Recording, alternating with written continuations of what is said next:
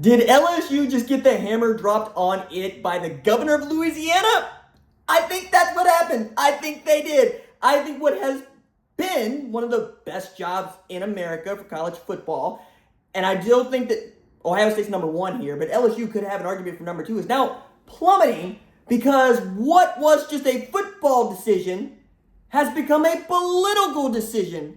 And I'm going to explain why Jeff Landry's explanation for why he is not allowing LSU athletic director Scott Woodward to make the next head coaching job hire at LSU is seismic, not just for LSU, but for college football, as he would much rather that Donald Trump make the hire than Scott Woodward. What's up, kinfolk? It's RJ Young. I am not on a step mill. If this is your first time watching Adapt and Respond, thank you for joining us here. We talk college football year-round. If you're into that, go ahead and hit that subscribe button, like this video, and answer the question in the comments below. Where am I? My house. It's fine. But also, not necessarily in the studios. We're doing a little bit of renovation over there. And this news dropped. And I know you want to hear from me. And frankly, I want to talk about it with you. So that's what we are doing. We're talking about what Jeff Landry had to say. So in his comments earlier this afternoon, this is Wednesday, he blamed Scott Woodward for what is an LSU and a Brian Kelly problem, but also a college football problem. He does not like the way that the athletic department is being financially run. He even said it's fiscally irresponsible what Scott Woodward did. First, he blamed Scott Woodward for Texas A&M having to pay out Jimbo Fisher's contract of, $76, $77 million. First of all, that's Ross Bjork, who's at Ohio State. But, okay, cool, bet. You didn't like that, even if it's not your man's problem. It is your man's problem that he signed Brian Kelly to a $90+ million deal. And because they're firing him now, they owe him what Jeff Landry called a liability of $53 million, might be 27. We know that Brian Kelly wants to coach again, and that money gets offset. He takes another job. But none of this is good enough for Jeff Landry. He believes that it's a systemic problem at LSU and one that he thinks he can fix by not allowing Scott Woodward to make the next head coaching hire at LSU.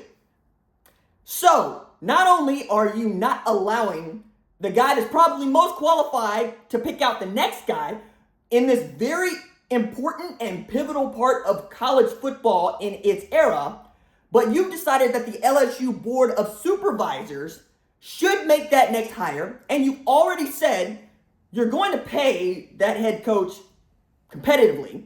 You're going to make sure he has everything he needs to win, but you don't want to pay him what you were paying Brian Kelly and his staff, I might add.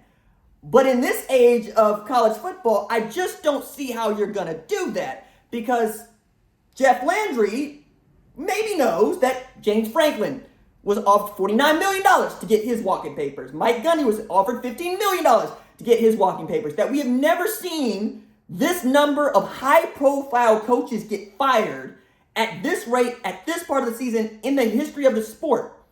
So it's not just a financial issue and a fiscally irresponsible issue. It has been for years.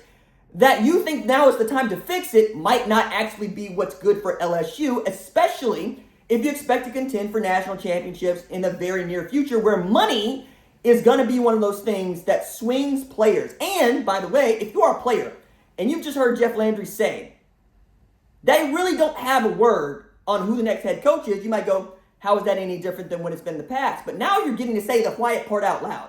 We don't even care what Scott Woodward has to say, the guy that the head coach would ostensibly be reporting to. And now you made the athletic director essentially something of a lame duck, who only exists as a go-between between the LSU Board of Supervisors, of which Governor Landry is chair, and, to the head coach. So what does he need to talk to you for?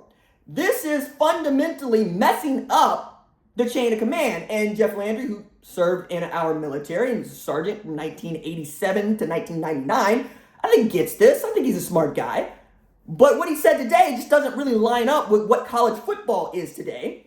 And I don't know that this is the time to be sending that message, as until today, LSU is still one of the more competitive and highly sought after jobs in the sport, no matter what I think about Ohio State being best. But right now, you're competing against Penn State, Florida, among others, for that spot, and we expect more people will get fired here later.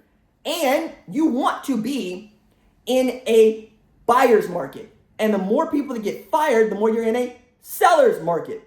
So if you're a coach and you have your pick of Penn State, Florida, or LSU, or Ole Miss, like Lane Kiffin, you're looking at this situation going, wait, football just became political.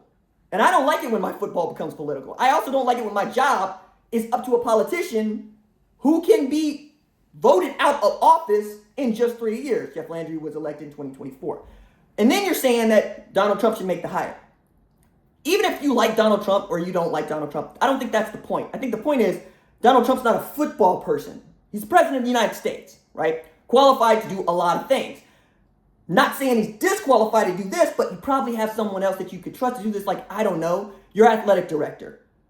All this on top of Scott Woodward and Brian Kelly apparently did not have a great exchange, according to Bruce Feldman's reporting, came out last week, and Brian Kelly was reportedly locked out of the building on Sunday morning. These are not good signs to be sending to the next guy, and the more this goes on, the better Brian Kelly looks as we talk about what this job is or isn't, as my man was, posted up at Superior, having his bowl of shrimp Creole, I hope, and really a power move. Eating by yourself after you get paid $27 million to go home.